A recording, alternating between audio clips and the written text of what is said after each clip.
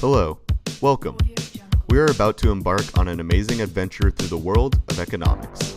Today, we are going to explore topics such as GDP, unemployment, and inflation.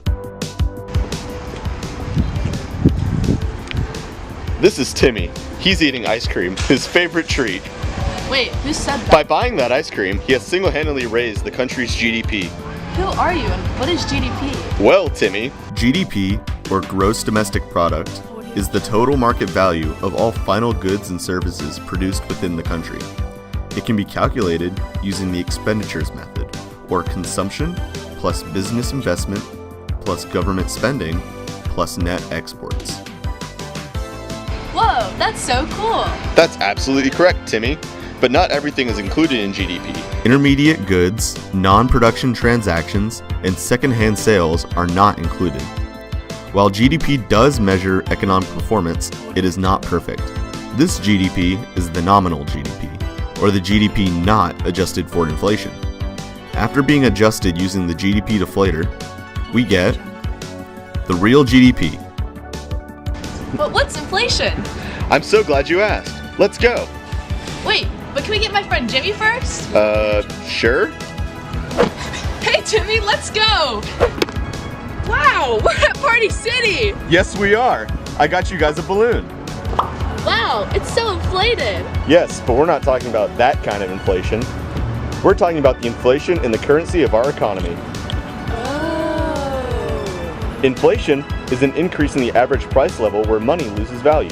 For example, over time, the ice cream you just ate only cost 1 penny in the early 1900s. Are you kidding me? That ice cream cost me $3. Unfortunately, I am not. In order to measure inflation, we use a price index. You find the rate of inflation by subtracting the price index of the year you want to compare it to from the price index of the year you are trying to find. Then you would divide this number by the price index of the first year and multiply that by 100. Alright, now let's go to our next example. I just got fired from McDonald's and there's 0 jobs available? I give up! I'm out of here. I bet you were wondering how I got into this situation. Long story short, You're fired.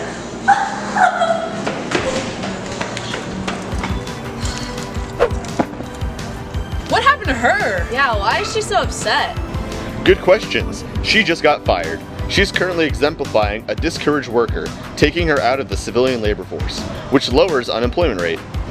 What does that mean? When someone who no longer has a job stops looking for one, they are no longer a part of the civilian labor force. Oh, so if she kept looking for a job, she would still be a part of it? Exactly. Nice work, Jimmy. so what is civilian labor force and what does it have to do with unemployment? Well, you have to remember that unemployment is not just people who don't have a job. Unemployment is only counted from the civilian labor force, which includes all people with a job or searching for one. So if I went to go find a job, would I be counted in it? No, you silly goose. What? Why not? Because there are limitations to the civilian labor force. Like what? Well, part-time employment does not count, neither does people who are underemployed, which means they're working below their skill level. So that girl we saw, she was a discouraged worker, right? Yes, I'm not finished. She was a discouraged worker taking her out of the civilian labor force, which means she was not looking for a new job. Another limitation is cash jobs. Oh, what is a cash job? Things that take part in the underground economy and do not get taxes taken out of them. For example, if you're to babysit, you're still making money, but you're not part of the civilian labor force. We're not old enough to babysit. Well, maybe next year. Did you know that GDP, unemployment, and inflation can all be related? No way! Our economy is so cool! Yeah! First of all, you can tell if our economy is experiencing inflation or deflation by calculating the GDP deflator. For example, let's say that this year the nominal GDP is 1,200 and the real GDP is 1,000. The GDP deflator is... Therefore, this means that $100 worth of goods in the base year is now worth $120 today. So that means inflation has occurred? Correct. Jimmy, you need to learn from your friend Timmy here. He's got the smarts. Fine, Mr. Stranger. I bet you Timmy doesn't know what the Phillips curve is. Well, the Phillips curve has the ability to show the inverse relationship between unemployment and inflation. That's right, Timmy. I've known everything this guy's been saying the whole time. Well, Jimmy, I underestimated you. Anywho, A Phillips curve resembles a short-run, long-run aggregate supply graph. However, shifting to the right on a Phillips curve is not beneficial, like other economic curves. The natural rate of unemployment, which is currently 4.61%, is shown by the long-run Phillips curve, and the actual rate of unemployment today, 3.9%, is shown by the dot on the short-run Phillips curve.